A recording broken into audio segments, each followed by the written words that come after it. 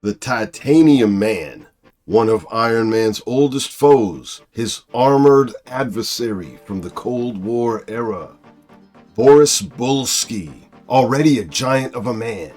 All right, and then he put on that battle armor, that green hulking suit, and became a one-man propaganda machine. This is the Pop Culture Cosmonaut. We're gonna look at some covers featuring the Titanium Man. Like, comment, and subscribe.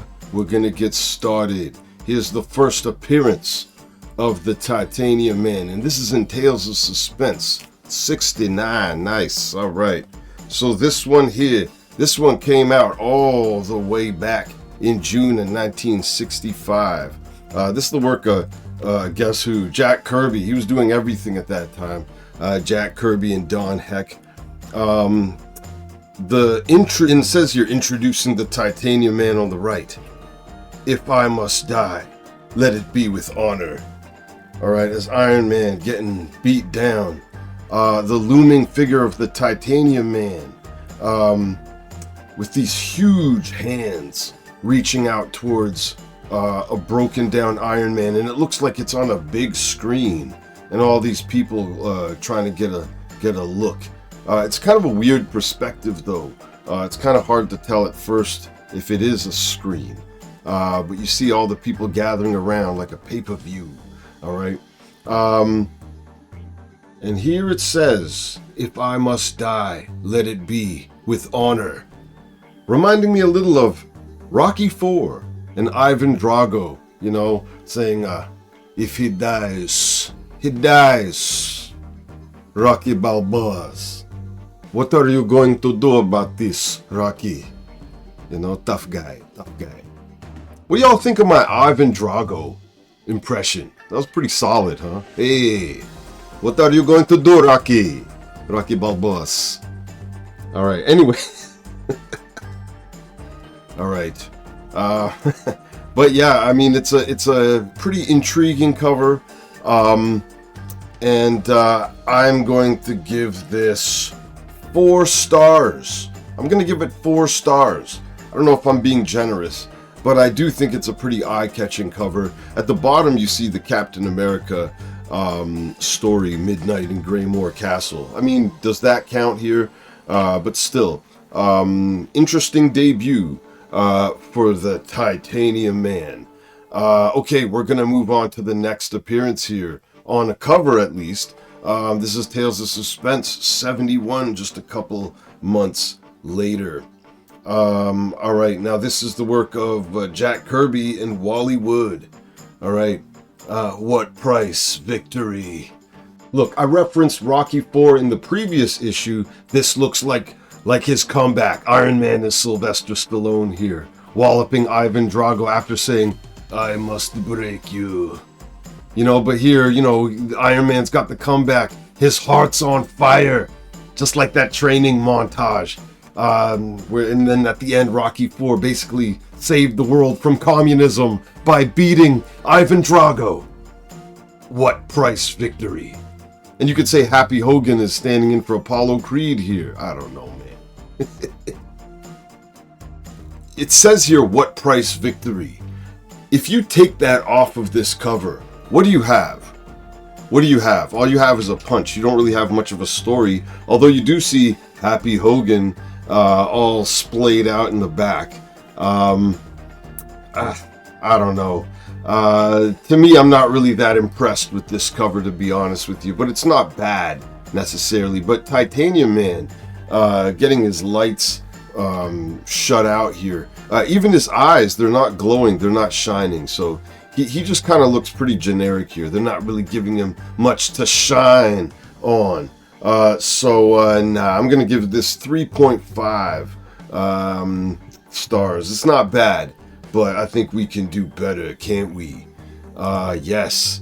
All right. So, the next one here, the next appearance on a cover, Tales of Suspense, once again, and this is issue 81. This, to me, is a fantastic cover.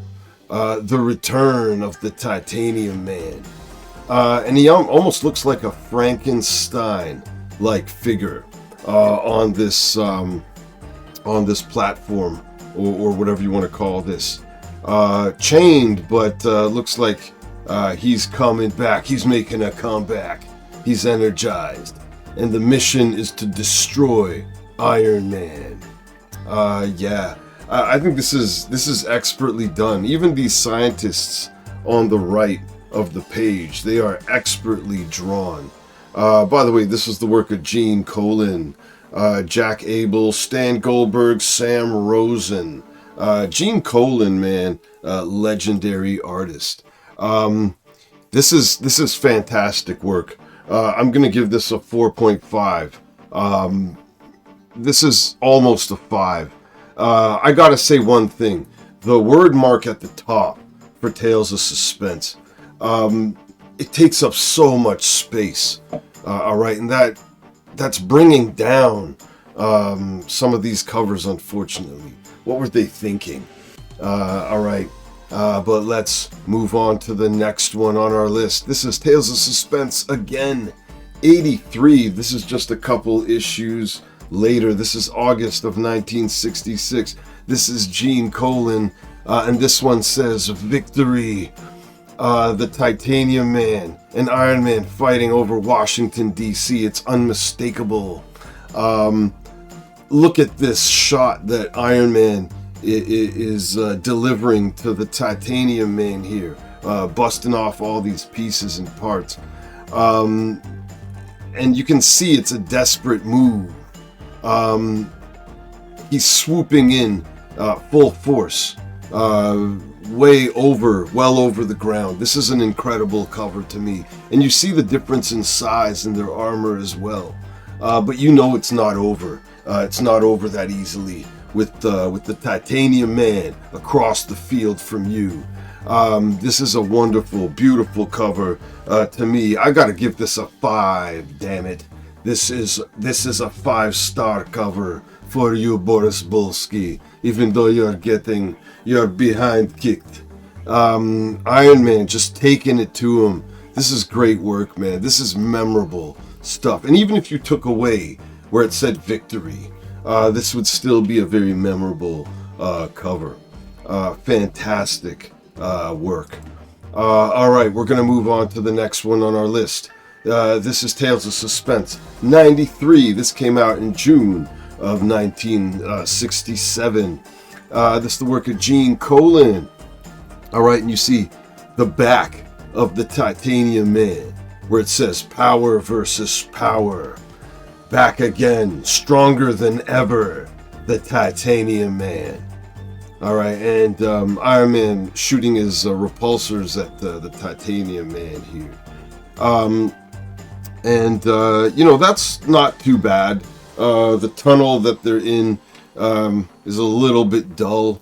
Not sure if they could have done a bit more with that. But the thing that I love about this cover, where it says, "Don't miss the villainy of Half-Face. Don't you dare miss it. You don't want to miss it." Look at Half-Face here. He's got a weird looking swirly hypnotic halo thing over his bald head. And his jaw, he's got no jaw, but he's got normal teeth and a normal mouth. So he doesn't really have the benefit of somebody like, say, Trapjaw from He-Man, who could like chomp with it. It's unfortunate for Half-Face here. Vietnamese scientist who hooked up Titanium Man with some upgrades. All right, gave him a boost. So he's got half a face, but he keeps it 100. You know what I mean? He's a full friend. Thank you for being a friend. Yeah, he's a good dude for at least Titanium Man's eyes. Hooked him up, Half-Face. Good looking out, buddy. All right, but as far as stars go, I'm gonna give it a 4. I think Half-Face brings this up a little bit. Otherwise, it's not that special. It's not bad, but I don't want to miss the Villainy of Half-Face. Yeah, okay. So let's go to the next one here. This is Invincible Iron Man 22. This came out in November of 1969. The work of George Tuska and Joe Gaudioso. I hope I'm saying that right. Oh my God. Yeah. So this one, again, you see the giant figure of the Titanium Man looming in the back. And this is now the Crimson Dynamo getting involved, man. The Crimson Dynamo. That's his partner in crime. All right. They're both going after Iron Man here. And when these three clash, death must follow. All right. So, this is one of many Crimson Dynamos over the years. I'm not really a big fan of this version of him. It's not clearly armor. Like, you wouldn't really instantly know that if you just looked at him here. But Titanium Man, he's unmistakable, isn't he? He brings this cover up a little bit, I think. I think it's pretty cool, but I'm going to give it a 3.5. One thing I do really like about... You know what? No, you know what? I'm going to give it a 4. I'm going to give it a 4. I got to give it a 4. You know why? When I look at the background, when I look at the clouds, when I look at the buildings with the lights on in the back, yeah, I can't just give it a 3.5. I got to give that a 4. That's a pretty cool effect right there. But I wish Crimson Dynamo had, a more armored look about him on this cover. He could have been doing something a bit cooler. Yes, indeed. So, let's move on to our next one. This is Invincible Iron Man, King Size Special 1. And this one came out in 1970. Marie Severin and Bill Everett were on this one. And look who's involved here. It's not just Iron Man, it's also Namor, the Submariner. All right, and once again, the Titanium Man is just getting clocked. All right, and this time, Namor actually has Iron Man by the ankle. So it says, "Look out, Shellhead! If the Titanium Man doesn't get you, then the Submariner will." All right. So that's a lot to handle here. It's a pretty interesting cover, though. You wouldn't expect to see the Titanium Man fighting on a pier, but here you go. And the city in the background, that's a pretty cool effect. It's a good cover. It's a decent cover. I don't know if there's something missing for me. Iron Man looks okay on it. Something about him bothers me, but it's still pretty cool. I'm going to give it a 3.5. 3.5. I'm not being too harsh. The white background, does it bother me here? Not necessarily, but I feel like something is missing, and I don't know what. The water looks pretty cool. You know what? I think I'm hating on it. I think I've talked myself into a 4. Let me write that in my notes here so I don't mess that up. Yeah, I'm not gonna hate on it. It's a 4. I'm sorry, y'all. All right, let's move on to the next one. All right, so the Titanium Man flies onto the cover of Avengers 130. This one came out in 1974 in September. It's Gil Kane, the master, the maestro of cover work in the 1970s at Marvel Comics. All right, you've got the Titanium Man, the Radioactive Man, the Crimson Dynamo, and the Slasher going up against the Vision, Iron Man, Hawkeye, and Thor. All right, interesting group, don't you think? Pretty powerful guys on the left, but the Slasher, not sure too much about him. And those sleeves, what's up with those sleeves, buddy? Bothered me for a while, thinking who it reminded me of. Then I thought of Mr. Mambo from SCTV. That's John Candy who did that. I don't know if that's too obscure a reference for y'all, but John Candy, man, legendary comedian. Give him some props. SCTV, check it out. All right, but the others, not just the Slasher, but you had the Radioactive Man, the Titanium Man, and the Crimson Dynamo, also known as the Titanic three. They were allied together during this time. And anything with Titanic in it, I instantly don't like. I hate that anything referring to the film, the story, whatsoever. You know, they should come out with a third one, though. Just milk it for money. I could write it for you. Make millions. Make it a prequel where they were building the boat. You know, why not? All right, anyways, we got no time for any of that, do we? All right, but this cover is pretty cool. Avengers 130. I love where you see team versus team. This one, the white background is perfectly fine. I can't hate on it. I love the dynamic action, the force in which the two teams are flying at each other. Yeah, yes indeed. Let's move on to the next one on our list. All right, and this is The Champions, number 9. The Champions. Now this one came out in September of 1976. The Champions to me were a weird team. Again, they were defunct by the time I was a reader in the 80s. But Hercules being the face of the team. Black Widow, Angel, Ghost Rider, and Iceman. What a weird collection of heroes to put together. I don't know. But the Titanium Man doesn't care. The Crimson Dynamo's got Hercules in a chokehold. All right, and you know, Titanium Man's ready to throw down with him. They've got the advantage. All right, and the Black Widow taking on the Dark Star in the background. All right, and this is the Battle of Los Angeles. All right, they were a LA-based team. I always liked seeing heroes and teams in other cities except for New York. I'm not hating on New York by any means, but why has everything got to be New York centric all the time? And by the way, tell me about what are some other covers y'all remember where they shouted out a city like this? I always wanted them to shout out Toronto like that on a Marvel cover. Yeah, tell me about those kind of covers. Might want to put together a list of those. But yeah, it's a pretty cool cover. The red sky in the background. But I don't know. Is there something I don't like the lack of shine on Titanium Man's armor. That kind of bothers me. I think that got to take it down a little bit. I'm going to give it a 3.5. I'm going to give it a 3.5. I do like the cover. I don't really like the Champions very much, but maybe I'm not giving them enough of a chance. I like Hercules though, and he's getting dealt with here, but not a bad cover by any means. I just wish they put some shine on the Titanium Man. Come on, y'all.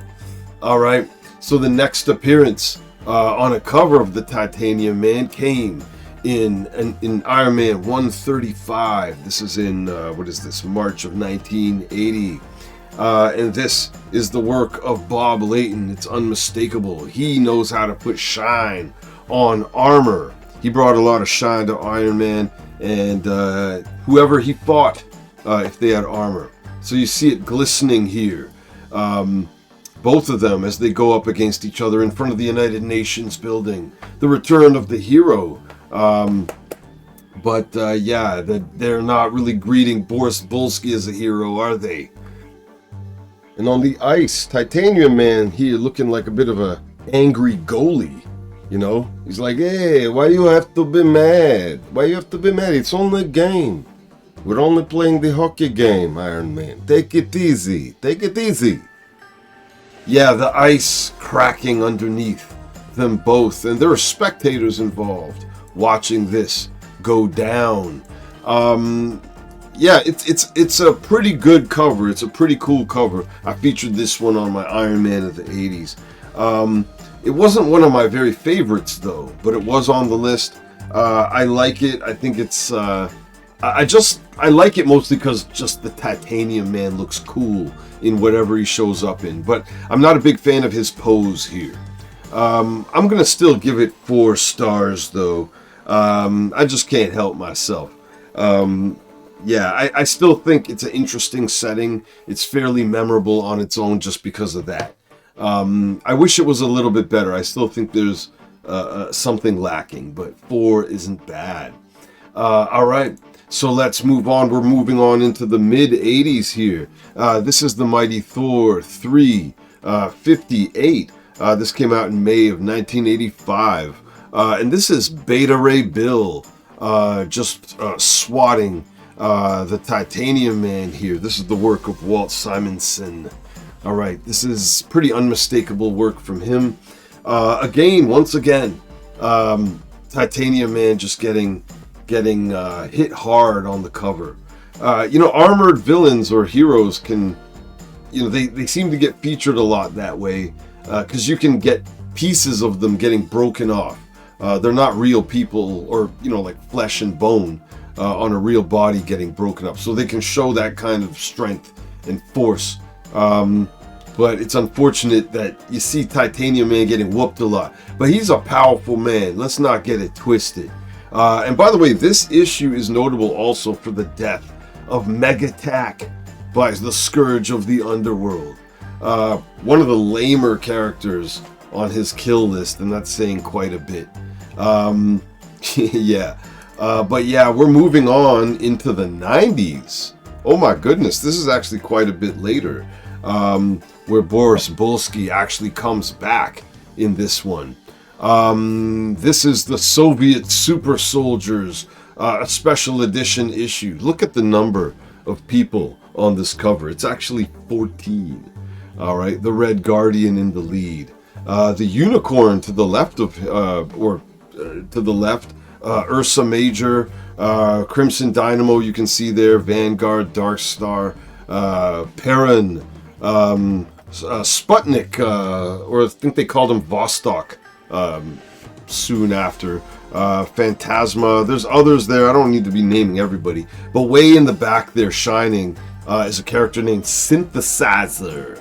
Synthesizer, yeah. I love me some synthesizers. All right, bring it back to popular music. Illuminating the background here. This is it's a pretty typical cover shot for a team, where they're all kind of running at the camera. I'm not always a big fan of those kind of covers, to be honest with you. But I think this one's pretty well done. I just wish there was a bit more solid inking, but this was the 90s. I don't cover a lot of 90s stuff, so there was a lot of scratchy line work that took over in that time. So that's something I feel is a bit missing or lacking, but it's still a pretty cool cover. I think it's very well done. To have 14 characters and kind of pulling it off in this kind of setup is pretty noteworthy, I think. I'm going to give this one a pretty solid 4 stars. Why not, man? And then we are nearing the end. We've got one more cover that I want to talk about in this. And this one came out in 1995, February. I almost never go into the mid-90s, do I? On this channel, but I'm going to do it this time. Iron Man 315. And look at this unique cover by Tom Morgan. A looming Titanium Man in the back, in the middle of a snowstorm, as it seems. I love this image of the Titanium Man here. This is fantastic. This is one of the best images I've ever seen of him. However, Iron Man, I don't like as much on this cover. Something about the pose. I think the musculature in the leg bothers me. He's armored. You don't need to draw him like that. This armor itself is a bit too busy. There's a bit too many little bells and whistles and stuff like that. He's got like a cod piece, kind of like Cameo. Remember Cameo back in the 80s? Kind of looks like, you don't need that on your armor, Iron Man. With Iron Man looking bad on this cover, I'm still going to give it 4 stars. 4 stars. If Iron Man was looking normal, I would have given it 4.5 stars. And if Iron Man was looking cool or doing something exceptional, this would have been a 5-star cover. And that would have been a rare thing for the mid-90s, at least in my view. That's why you rarely ever see me make videos about the mid-90s especially, but this one I had to include just because. All right, so that's what I wanted to cover on the man, Boris Bulsky, the Russian giant. But you know what? On the opposite end of the spectrum, there was the other titanium man, wasn't there? The Gremlin, all right, who was not a giant of a man. And he fit into hulking green armor, but not to the same dimensions. He has his own story. He has his own covers. He has a day of his own. But we are the pop culture cosmonaut. And I love covering the villains. I love the covers and seeing how they progressed over the years and what kind of impression they make when you see them front page. All right, so if there's any other villains that you'd like to see me cover, let me know, baby. All right, so you better like, you better comment, and you better subscribe, Jack. This is the Pop Culture Cosmonaut, and we out of here.